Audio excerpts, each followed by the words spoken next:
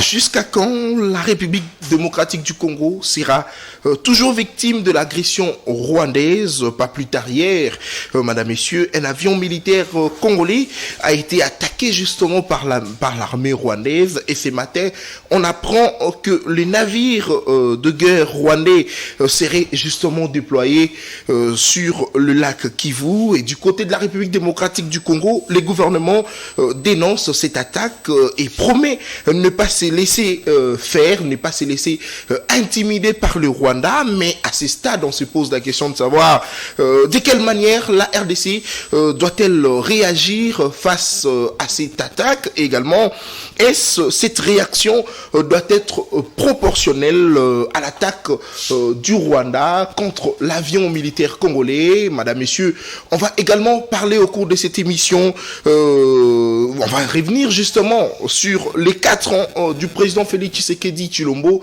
à la tête de ces pays. Vous le savez bien, il était investi le 24 janvier 2019. Aujourd'hui, nous sommes le 25, c'est vrai, mais hier c'était le 24 janvier 2023, 4 ans jour pour jour depuis qu'il est à la tête de ce pays. Est-ce qu'il y a des avancées significatives? On va essayer d'en parler avec notre invité. Il s'agit ici de M. Félix Kayembe, il est cadre du parti politique UDPS, également coordonnateur de la dynamique des intellectuels acquis au changement. M. Félix Kayembe, bonjour et bienvenue à vous. Bonjour très cher Nathan, merci beaucoup pour l'invitation. C'est pour moi l'occasion de saluer aussi les grands téléspectateurs de cette grande chaîne, CBL13.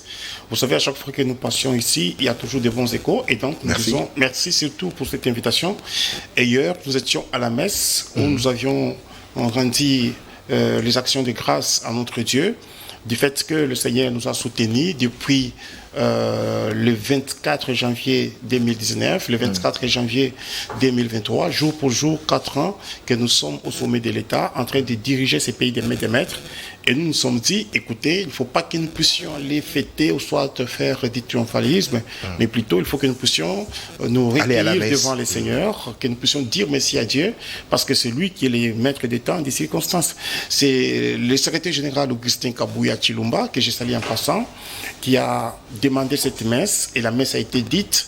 Toutes les autorités, bien entendu, étaient présentes, et aussi bien les cadres de l'IDPS et les combattantes et combattants. Nous sommes rendus à la cathédrale Notre-Dame du Congo et d'autres étaient dans d'autres paroisses, bien entendu, de Kinshasa et ailleurs.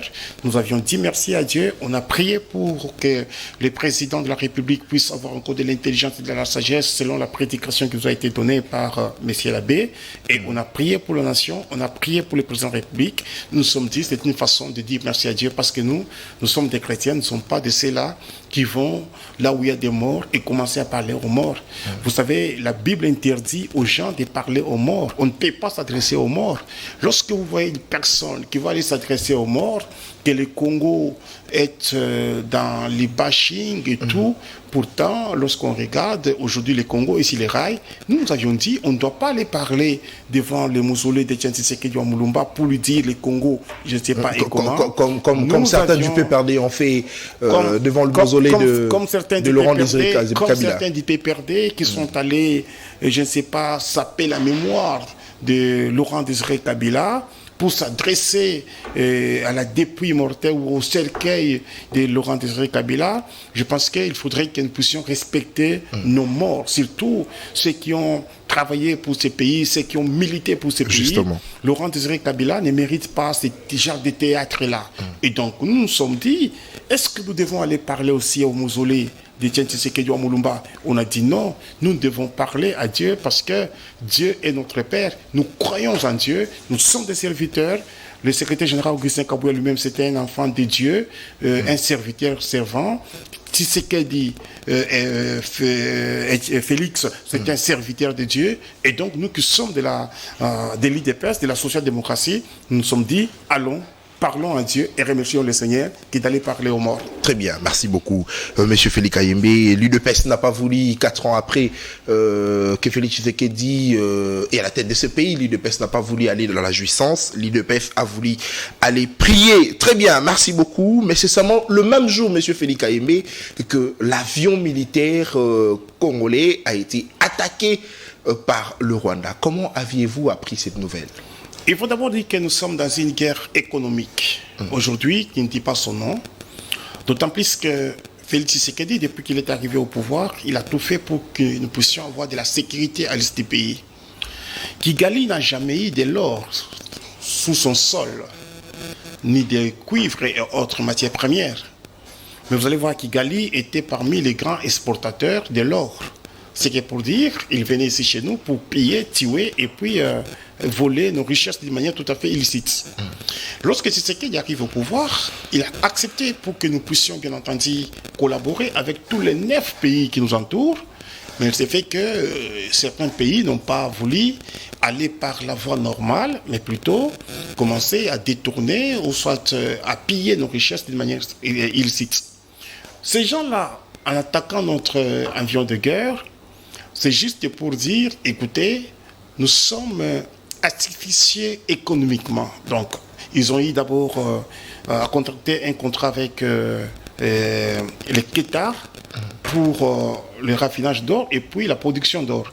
Maintenant qu'ils ne savent plus comment venir dans notre pays pour piller et puis servir les Qatar, voilà pourquoi la colère économique et puis ils commencent à attaquer notre avion. Moi, je pense que c'est une déclaration de guerre, c'est une provocation, comme le président de la République lui-même l'avait qualifié d'un président rétrograde.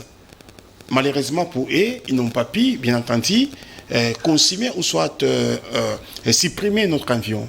Et nous saluons notre pilote qui a fait un grand travail pour forcer à arriver même à l'aéroport de Goma et atterrir là-bas et l'avion est en bon état. Nous disons ceci, c'est une provocation. La communauté internationale est informée de cela. La communauté nationale est informée de cela. Nous-mêmes, nous avions condamné cela, le gouvernement congolais, et nous avions dit, nous n'allons pas nous laisser faire. Ça sera bien entendu un moyen pour nous de légitime défense, parce que c'est une provocation. Et regardez, l'avion n'a pas survolé sur les sols rwandais, c'était sur les sols congolais que ce monsieur se permet de violer l'espace aérien. Et je pense que même les aviations aériennes internationales, les organismes internationaux, les organismes internationaux vont bien entendu s'élever pour que nous puissions condamner cela. Mais la République démocratique du Congo, dirigée de maître par Félix Tshisekedi, avec son armée qui monte en puissance, aujourd'hui nous sommes à la 8e position, et le peuple congolais qui est derrière son président de la République, je pense que nous n'allons pas nous laisser faire. Nous allons répondre à la hauteur de la bêtise commise, parce qu'il s'agit d'un grand Congo. Lorsque vous commencez à provoquer un pays comme le nôtre, c'est une colère, bien entendu. Le monsieur ne sait plus comment résoudre les problèmes économiques dans son pays et aussi résoudre les problèmes économiques par rapport au niveau de la communauté internationale. Vous aviez suivi même que le Qatar est en train de réclamer à Kigali 1 milliard de dollars et le monsieur n'a aucune richesse chez lui.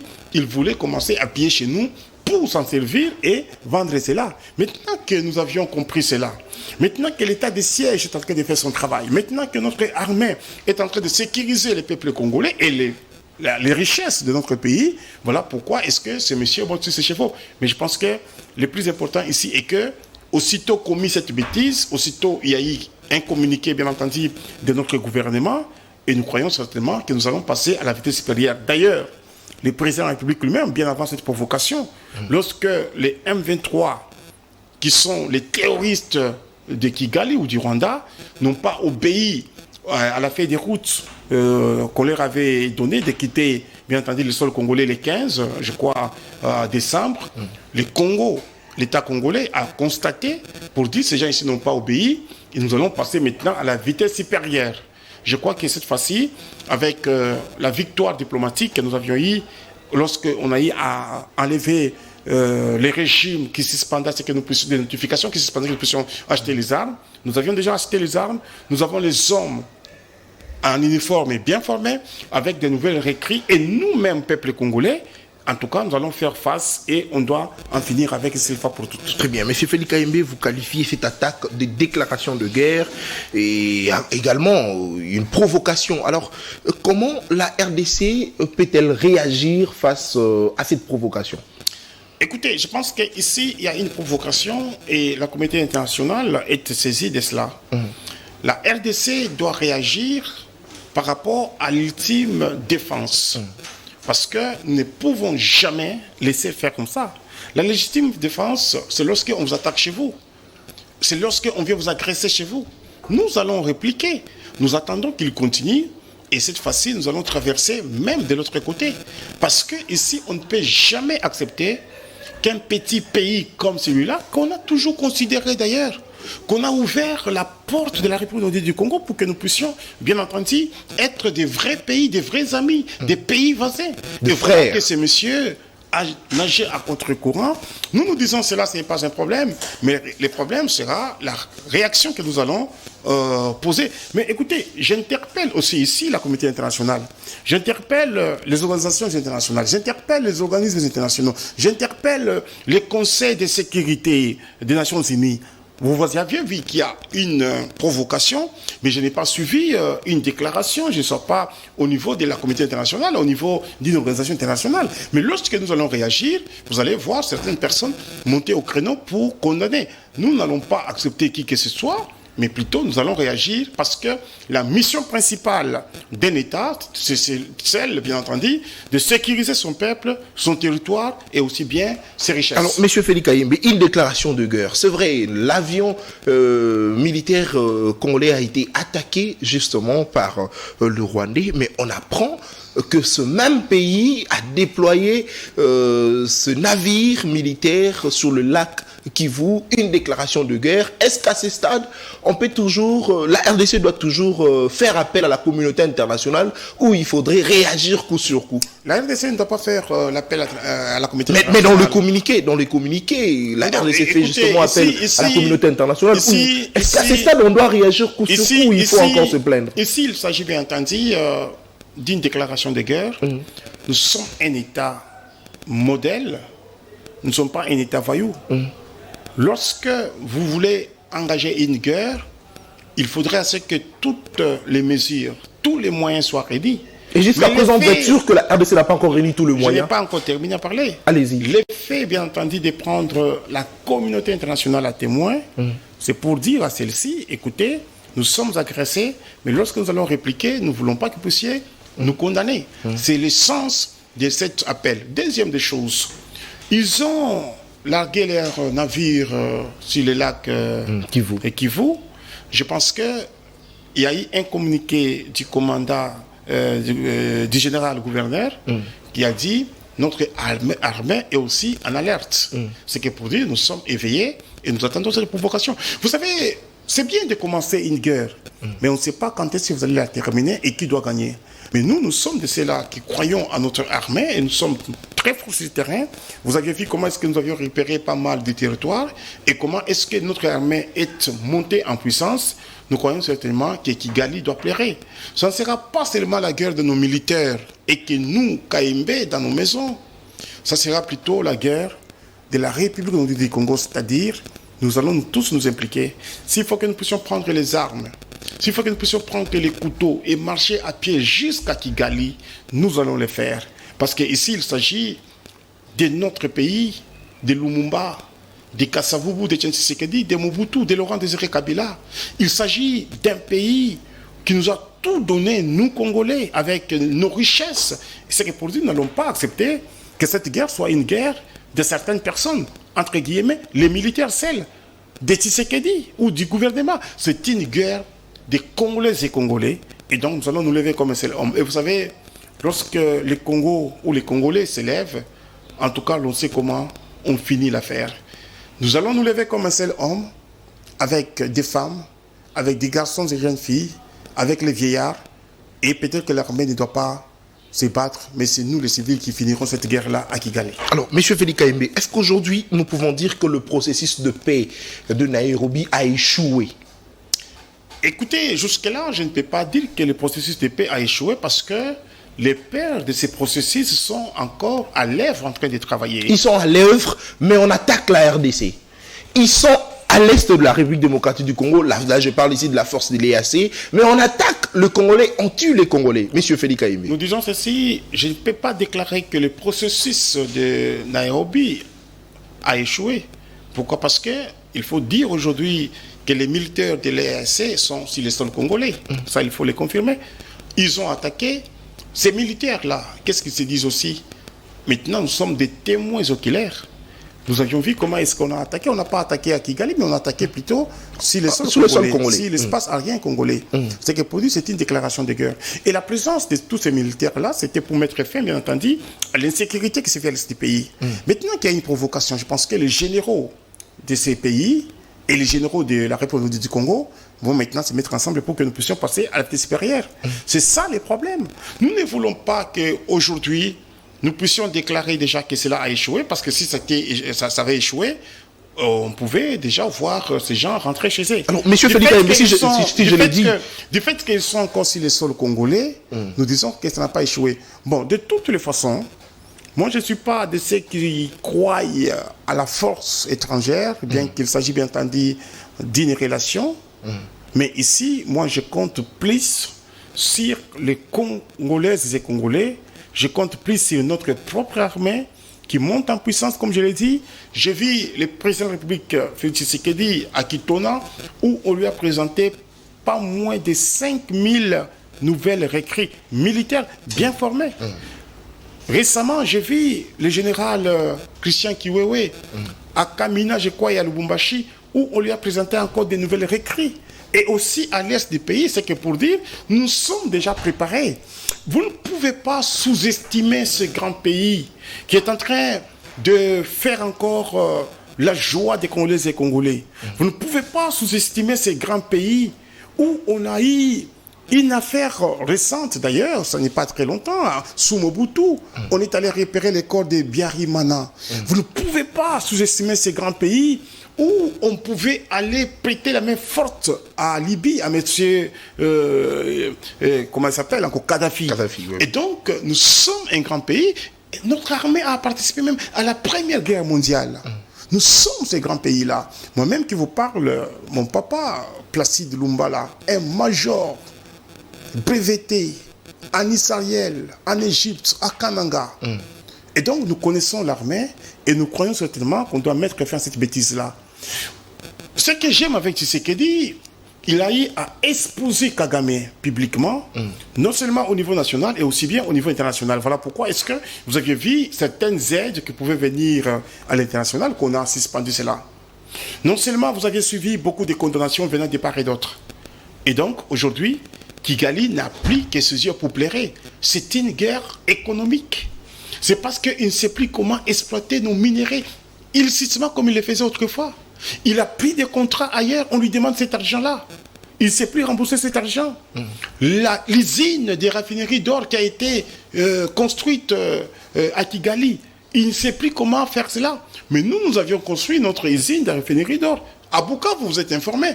C'est que pour dire, cette fois-ci, nos minéraux, notre or, doit servir aux Congolais et Congolais. C'est ça la colère. Mais nous avançons.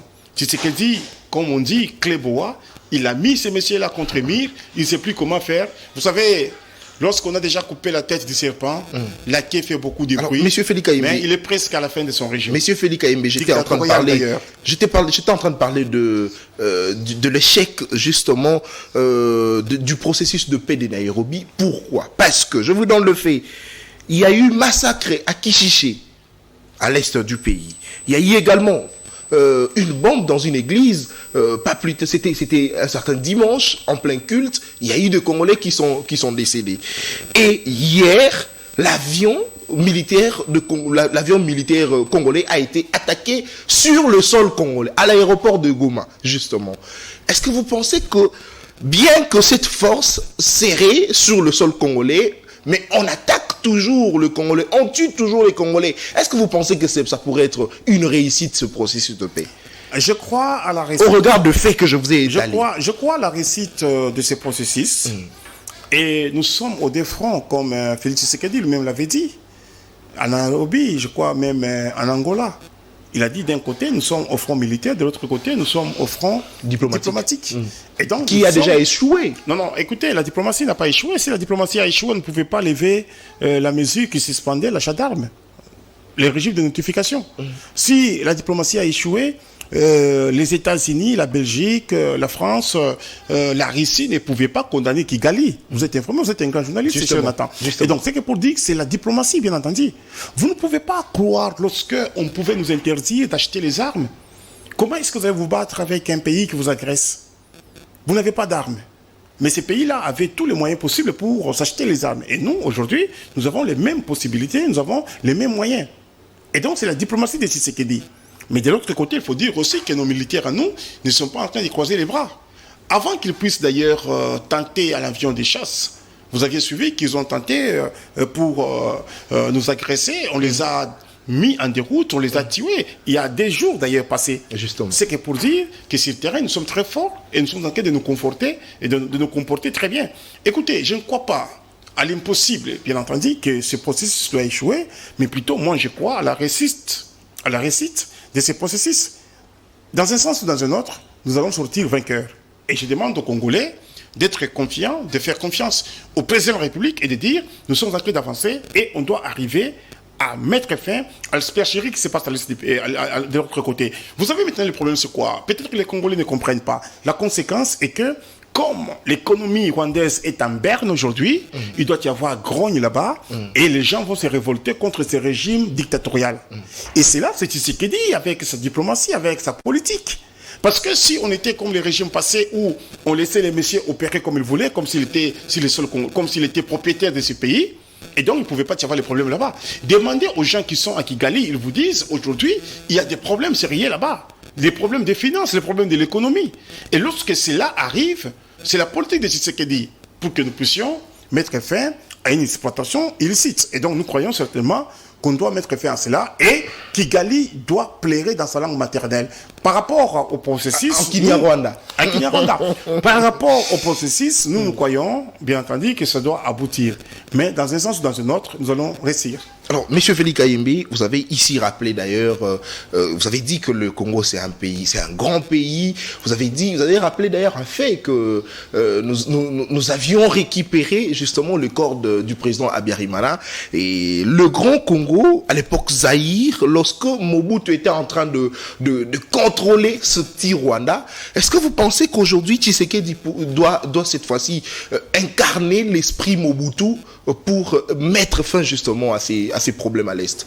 Écoutez, je ne vais pas dire que Tshisekedi doit incarner l'esprit Mobutu. Tshisekedi, c'est Tshisekedi avec son esprit à lui de Tshisekedi. Tshisekedi, c'est la résistance. Tshisekedi, c'est les combats. Tshisekedi, c'est la victoire. Tshisekedi, c'est les défis à relever. Mais on constate que Tshisekedi, c'est comme un abbé, c'est comme... Bon, écoutez, moi j'ai eu... C'est comme un pasteur. Cher Nathan, j'ai eu la chance d'être avec Félix Tshisekedi. Je l'ai dit à la télévision. J'étais président de la JDPS IEC Gombe, où nous avions étudié avec le secrétaire général Augustin Kabouya des premiers graduats en deuxième licence. J'étais sous les mandats, si vous voulez, de Serge Mayamba et de Sylvie Kaïba, moi étant président de la JDPS IEC Gombe. J'ai invité encore le secrétaire national, à l'époque, chargé des questions extérieures et diplomatiques, Félix Tshisekedi, à l'IEC, en face de l'IEC. Je connais l'homme. Il est doux lorsqu'il faut être doux. Il est terrible lorsqu'il faut être terrible. Et Tshisekedi, c'est un lion. Tshisekedi, c'est un lion. C'est un lion. Tshisekedi, c'est un lion. Un tambour, comme on dit, un simba. Et donc, Tshisekedi a une politique tout à fait séduisante et aussi surprenante. Le silence de Tshisekedi, c'est le travail profond qu'il est en train de faire. Il ne dort pas. Le silence de Tshisekedi, ce sont des stratégies qu'il est en train de monter, des méthodes. Et je vous dis, prenons rendez-vous avec le temps. Kigali doit déchanter dans quelques jours. Alors, Monsieur Félix Kayembe, j'étais en train d'ailleurs j'avais d'ailleurs posé l'une des grandes questions tout au début de cette émission. Alors, de quelle manière la RDC doit réagir aujourd'hui? Est-ce que cette réaction doit être proportionnelle à cette attaque, justement? La réaction sera au-delà de l'attaque. Quand vous me parlez de la proportionnalité, ça reste au même niveau. On ne doit pas rester dans une professionnalité. Nous allons aller au-delà de cette provocation. Et donc, je pense que nous avions déjà commencé à réagir depuis l'aube des temps. Vous savez, lorsqu'on a expulsé ce Karigala, l'ambassadeur rwandais, lorsqu'on a interdit à cette entreprise-là des Rwandais, des survolés, lorsqu'on a refusé que nous puissions collaborer avec ces gens-là, nous avions déjà commencé bien avant. Ce sont toutes ces mesures-là qui fâchent maintenant Kigali, parce que Kigali ne sait plus respirer financièrement. Et nous allons répondre au-delà de la bêtise commise. Prenez rendez-vous avec l'État. Nous allons répondre au-delà de la bêtise commise. Nous allons répondre au-delà de la bêtise commise. Prenons rendez-vous avec l'État. Tshisekedi, c'est un homme qui sait comment jouer, administrer les coups, quand, pourquoi et à quel moment. Très bien, merci beaucoup. Monsieur Feli Kayembe, madame, monsieur, vous êtes sur Semel 13 Télévision, vous le faites bien. C'est votre magazine Semel chez vous, de tout le temps, de tout le jour. Alors, nous sommes en train de parler de l'attaque du Rwanda sur l'avion militaire congolais. C'était hier et le gouvernement congolais dit ne pas se laisser faire et certainement il y aura des réactions musclées face à cela. Alors, monsieur Feli Kayembe, nous entrons justement à la deuxième thématique de cette émission. Vous avez tantôt dit au début de cette émission que hier l'UDPS était à la messe pour prier, remercier le Seigneur, pour glorifier le Seigneur, parce que Tshisekedi a totalisé 4 ans à la tête du pays, malgré le multiple difficultés, le croc en jambe, le bâton dans le roue du FCC, bien entendu. Et Félix Tshisekedi a tenu les coups. Aujourd'hui, 4 ans après, est-ce qu'on peut croire sur les réalisations de Tshisekedi? Est-ce qu'on peut dire qu'il a déjà à 4 ans réussi son mandat? Écoutez, merci beaucoup pour la question. D'abord, je tiens à remercier tous les Congolais qui nous suivent. Mais lorsque nous étions hier dans cette messe d'action de grâce, plus personnellement, j'ai pensé d'abord à nos pères fondateurs de l'UDPS. À Etienne Tshisekedi, à Ngaloula Pandangila, à Bouanskiem, donc à tous ces gens-là.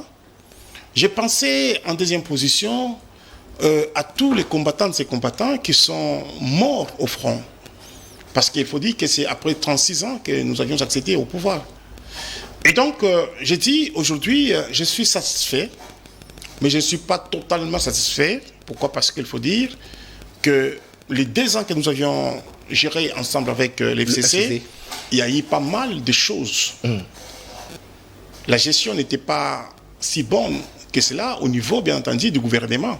Pourquoi? Parce qu'il y avait des ministres qui avaient reçu certains mots d'ordre de départ, obéir à la vision du chef de l'État.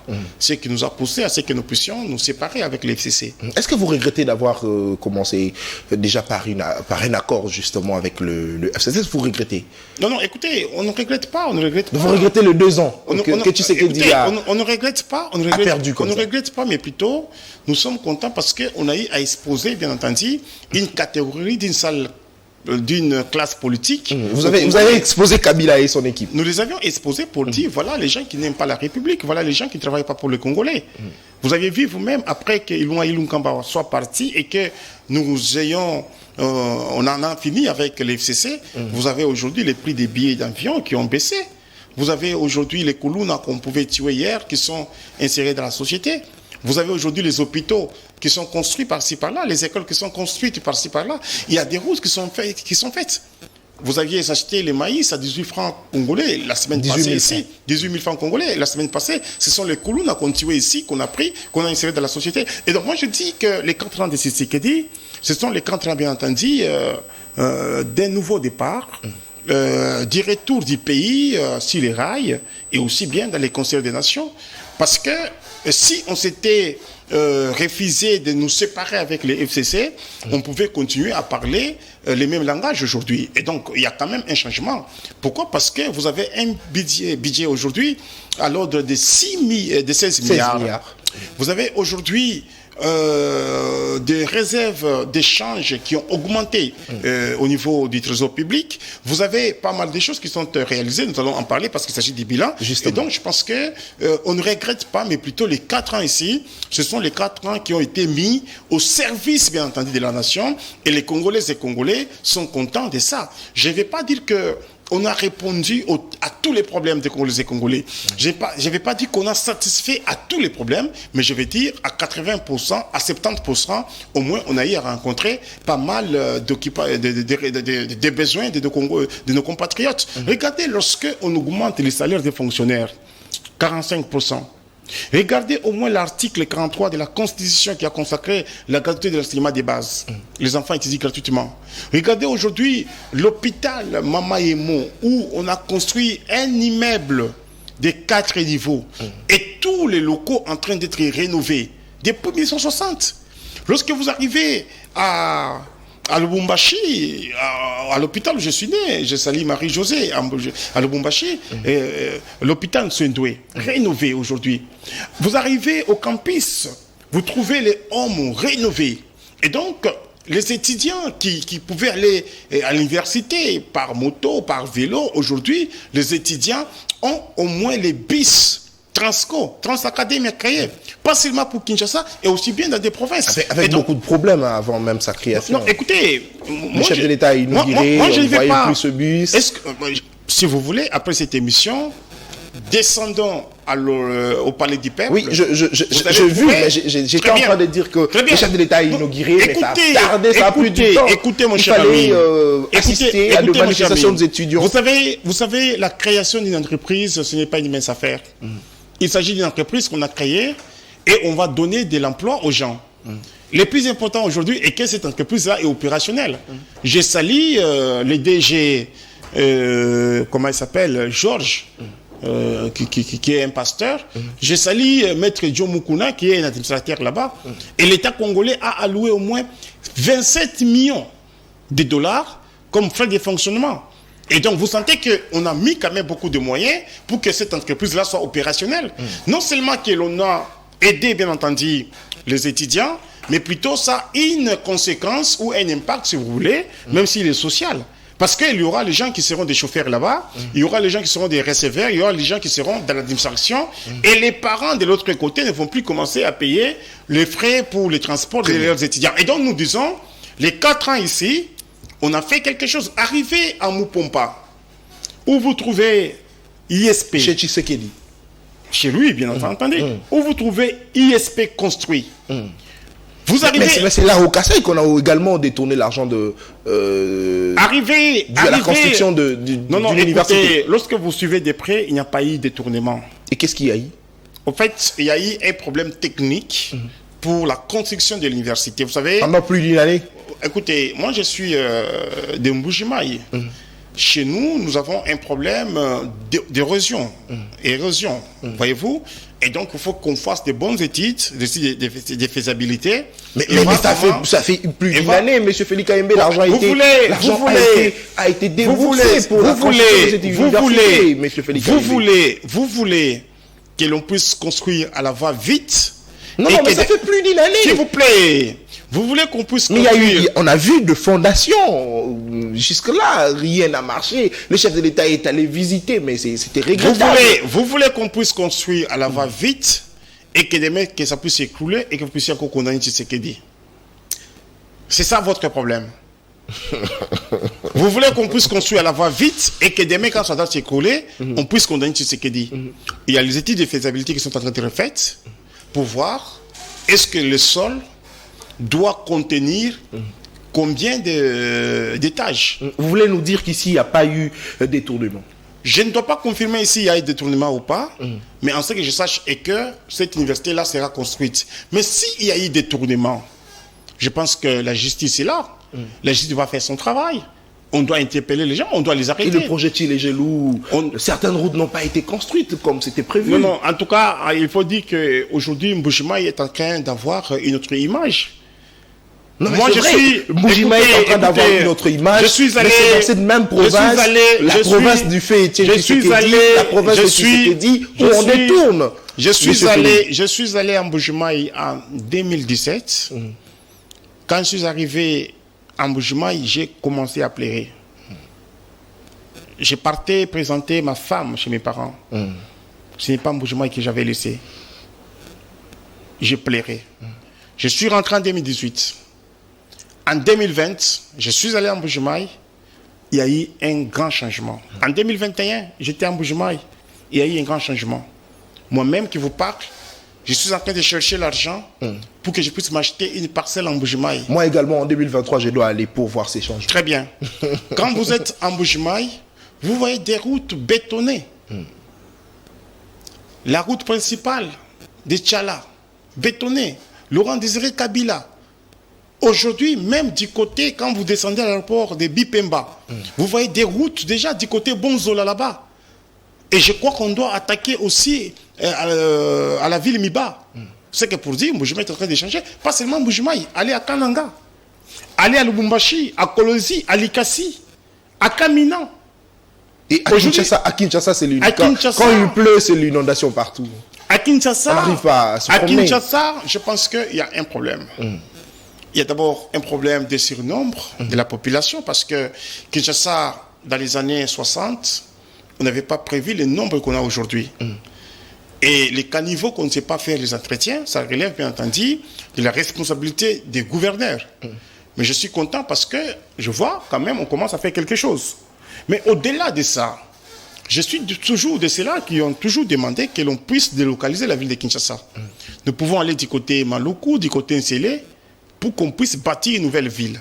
Et d'ailleurs, le président de la République lui-même en avait déjà parlé, il y a un projet pour cela. Et nous croyons aujourd'hui que Kinshasa, c'est aussi un problème civique.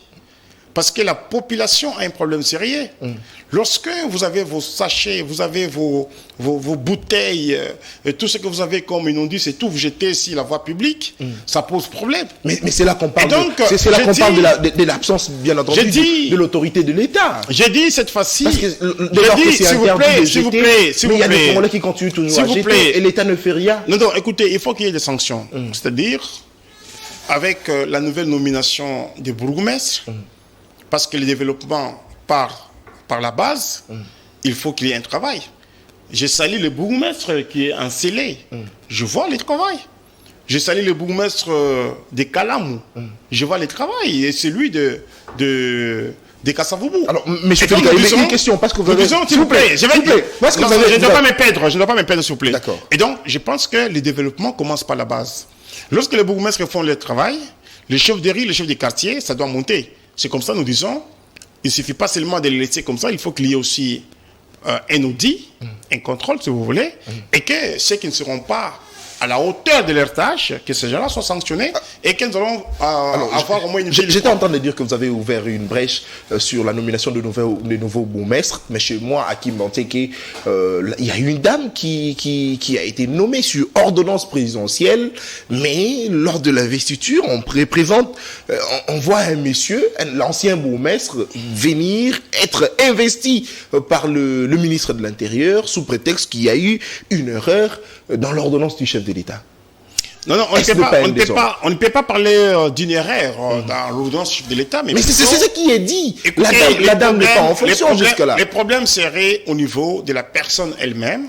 Non, mais la dame a été nommée. Écoutez, monsieur, les problèmes seraient au niveau de la personne. Ce sont des problèmes d'ordre administratif.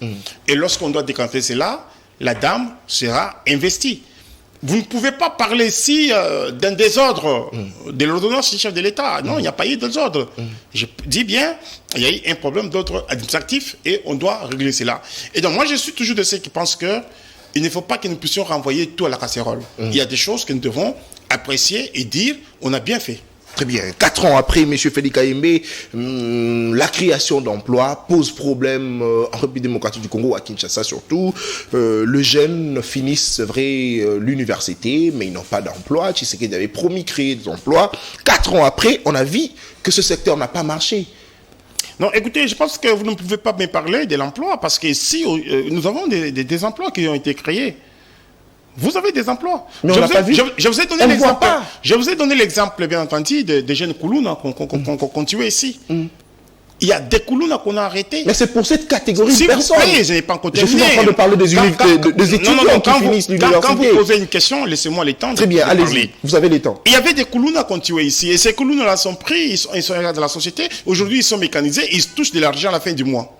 Ils envoient leur famille. C'est de l'emploi.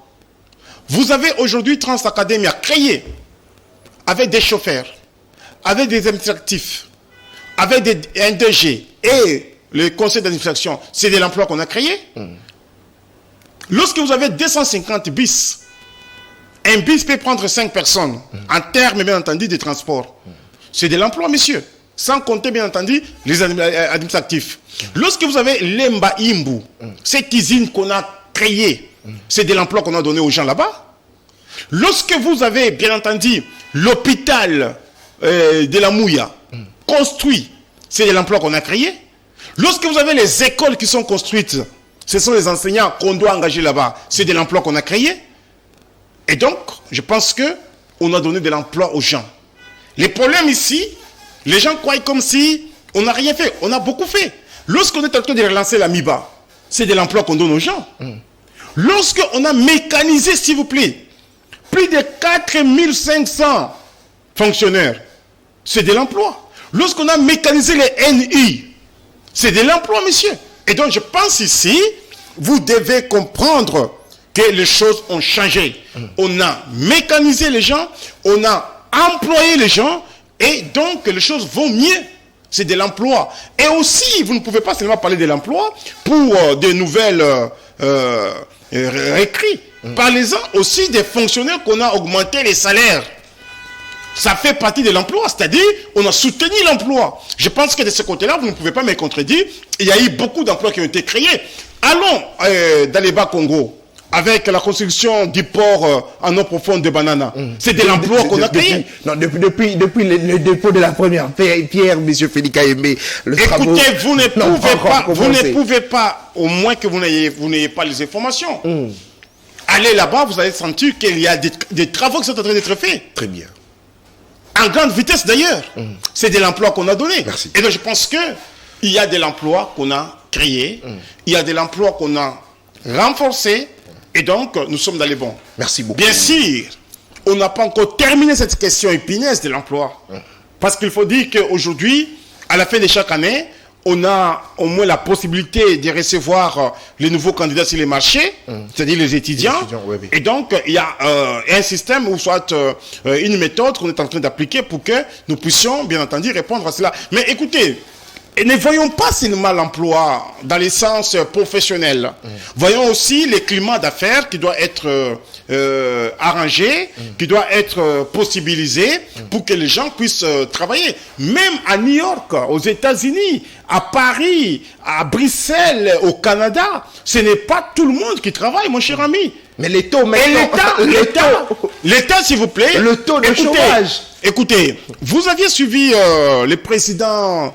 comment il s'appelle encore, Yolande Honoré, le président français. Il avait un problème d'emploi, n'est-ce pas?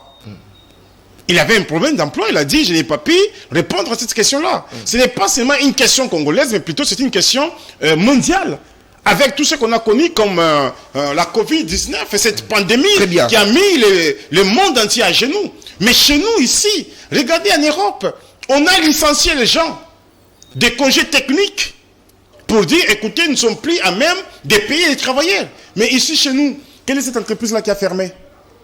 Quel est cet agent-là qui a été remercié d'une manière un peu non courtoise? Mais il faudrait rappeler que la Covid n'a pas frappé de la même manière qu'ici en République démocratique du Congo. Vous ne pouvez pas. Et surtout que si vous parlez de cette Covid, mais là aussi, je pourrais vous dire, M. Félix Kayembe, que cet argent a été d'ailleurs détourné par un ministre. Là aussi, monsieur, ici, vous devez savoir que la République du Congo a bien géré cette question de la Covid-19. Très bien. Parce qu'ailleurs, on en a enterré autant. Je ne dois pas négliger parce qu'il y a des gens qui sont morts avec cette maladie-là ici chez nous. Et donc, nous, on était parmi les pays qui ont mieux géré cette question-là. Mais l'argent détourné. Très bien. Merci beaucoup. Madame, messieurs, il est cadre du parti politique UDPS. Il est également coordonnateur de la dynamique des intellectuels acquis au changement. Il s'appelle Monsieur Félix Kayembe. C'est avec lui que nous sommes en train d'échanger. C'est vrai, ça chauffe sur ce plateau. Alors, il est certainement prêt à répondre à toutes nos questions. Alors, Monsieur Félix Kayembe, prenons cet aspect aussi qui a posé de problème au cours de ce mandat du chef de l'État, bien que ce n'est pas encore à la fin. Je parle du mandat. La justice. où il y a encore un sérieux problème. Félix Tshisekedi est venu, il est arrivé au pouvoir, il nous a parlé d'un état de droit, une justice équitable, une justice indépendante, mais on sait que d'une part, ce sont les opposants qui sont arrêtés, jetés en prison, c'est là qui critiquent le chef de l'État, ils sont rapidement arrêtés, jetés en prison, certains conseillers du chef de l'État arrêtés, libérés, certains ministres arrêtés, libérés, graciés de la manière dont nous connaissons tous, mais ça pose justement un problème. Est-ce que Tshisekedi, sur ce point, n'a pas justement fait quelque chose d'important, c'est-à-dire, Félix Tshisekedi, sur ce point, c'est-à-dire sur la justice, est-ce qu'il n'a pas pu changer, apporter un coup de pouce pour que les choses puissent changer, parce qu'on le dit toujours que c'est la justice qui élève la nation? Je pense qu'à mon humble avis, aujourd'hui, la justice est en train de faire son travail. Parce que vous ne pouviez pas autrefois voir un directeur des cabinets être devant la barre et arrêté. Vous ne pouviez pas autrefois voir un ministre, un DG, ou soit les dignitaires du pays être arrêtés. Mais cette fois-ci, sous Tshisekedi, on a vu qu'il n'y a pas les intouchables. Et donc, tout celui qui est redevable à la République, celui-ci doit être interpellé. Si vraiment les griefs qui lui sont reprochés s'avèrent vrais, on l'arrête. Donc moi je pense qu'à un certain moment, il faudrait que nous puissions comprendre que le pays n'a pas besoin des gens qui vont nager à contre-courant par rapport à la vision de Félix Tshisekedi. La vision de Tshisekedi, c'est de vivre dans un état de droit où il n'y a pas les plus puissants et les plus petits. Nous tous, nous sommes égaux devant la nation et devant la Constitution de la République, parce que même l'article, je crois, 13 ou 18 de la Constitution nous dit que tous les Congolais sont nés égaux. C'est ce que Tshisekedi est en train de faire aujourd'hui. Je pense que la justice aujourd'hui travaille et fait bien son travail, mais je dis, elle n'a pas encore atteint le niveau que Tshisekedi veut, ou soit le Congolais lambda veut. Donc ça n'a pas encore atteint ce niveau, mais aujourd'hui nous sommes quand même à une proportion acceptable. Pourquoi? Parce que les gens commencent à craindre les deniers de l'État, les deniers publics, je veux dire. Les gens commencent à craindre même certaines bavures. J'ai vu les gens être arrêtés, transférés à Makala. Pourquoi? Parce que ces derniers ont commis des bavures. Et donc, je pense que la justice aujourd'hui, quand même, fait son travail. Mais écoutez, c'est un champ un peu trop vaste où il faut à ce que nous puissions nous tous participer à cela et qu'il y ait aussi des sensibilisations pour que nous ne puissions pas voir comme l'ancien président du Sénat parlait des 3 V. Veste, voiture, et villa. Donc, je pense qu'il y a de ceux-là qui ont déjà accepté de travailler pour la nation, parce qu'il faut dire aussi qu'il y a le salaire qui a été revu à la hausse pour qu'il soit dans de bonnes conditions et que ces derniers ne puissent pas commencer à dire les droits d'une manière tout à fait partiale, parce que les droits doivent être dits d'une manière tout à fait impartiale. Donc, nous disons que la justice est en train de fonctionner, mais il faut que ça fonctionne encore davantage pour qu'il n'y ait pas les hommes forts et les hommes faibles. Donc, que celui qui a raison puisse avoir sa raison, que celui qui a tort puisse avoir tort. Mais ce que moi je dis, je suis content, je suis heureux de voir qu'aujourd'hui, les gens sont en train de répondre, bien entendu, à la justice. Il n'y a plus les hommes forts. Alors, écoutez, à l'époque, voir même un bourgmestre être arrêté, c'était difficile. Mais aujourd'hui, vous avez les directeurs des cabinets, vous avez les ministres, vous avez des DG, et donc ça veut tout simplement dire la justice est en train de faire son travail. Alors, M. Félix Kayembe, hier, on n'avait pas vu un directeur de cabinet être arrêté, encore moins un conseiller du chef de l'État, un ministre, c'est vrai. Mais est-ce que le plaisir pour nous serait de voir un directeur de cabinet, un conseiller du chef de l'État, un ministre être arrêté, puis libéré? Écoutez, moi je pense que nous ne pouvons pas nous substituer à la place de la justice. Et lorsqu'on arrête une personne, c'est pas pour que cette personne puisse aller mourir, bien entendu, en prison, mais la justice a comme rôle de faire juger la personne et que la personne puisse subir la rigueur de la loi. Donc, si la personne n'a pas commis des erreurs, que la personne soit libérée. Mais écoutez, le fait là de passer même une nuit en prison, c'est quelque chose. Vous êtes arrêter une personne, il passe au moins une nuit en prison. Vous êtes fils d'un officier de la police. Peut-être qu'on n'avait jamais été arrêté. Mais nous qui avions déjà été arrêtés. Moi, je n'ai jamais été arrêté. Voilà. Je respecte tout le monde. Nous qui avions déjà été... Je respecte le loi de la République, je ne peux pas être arrêté. C'est très bien, je t'encourage. Merci beaucoup. Nous, ce n'est pas parce qu'on n'avait pas respecté la loi. Vous savez, quand on était dans l'opposition, vous sautez dans une marche, on vous ramasse. Passez des nuits seulement, ou des heures du temps, dans un cachot, vous allez comprendre. Mais une personne qui fait 1 année, 2 ans, même une semaine, allez les voir en prison, vous allez avoir pitié de la personne. Ça veut tout simplement dire, la justice fait son travail et la prison, c'est un lien de rééducation, comme on dit. Et donc, je pense que lorsque la justice a déjà rendu les jugements, lorsque le droit est déjà dit, ce n'est pas à nous de commenter dans un sens ou dans un autre. Mais le plus important est que nous voyons les gens être arrêtés, transférés à Makala, je ne sais pas, dans d'autres prisons aussi, et que ces derniers arrivent à comprendre que nous ne sommes pas puissants que la République. Alors, je vous donne un fait pour finir, parce que nous sommes arrivés à la fin de cette émission, M. Félix Kaïmbé. On n'a pas encore parlé du bilan, on doit parler du bilan. Mais nous sommes en train de parler, tout ça, ça fait partie du bilan des chefs de l'État, et certainement, je vous donnerai un mot de la fin, vous allez tout parler. Alors, je vous donne un fait. Willy Bakonga, arrêté, jeté en prison, libéré. La ministre de la Justice nous dit non, mais ce monsieur n'a pas bénéficié de cette grâce présidentielle, il doit normalement être en prison, elle a vu des recherches contre lui, on le voit à l'Assemblée nationale siéger, et en fin de compte, il nous dit, voilà, c'est le chef de l'État qui l'a libéré. Et écoutez, vous savez, peut-être il y a des fois où nous sommes excessifs dans les langages, des fois où on ne sait pas quoi dire et quoi ne pas dire. Le chef de l'État, c'est une institution, ça il faut le dire. Et lorsqu'une décision est prise au niveau de la présidence de la République, écoutez, il faut savoir comment que vous devez communiquer. Le chef de l'État n'a pas un problème particulier pour libérer seulement M.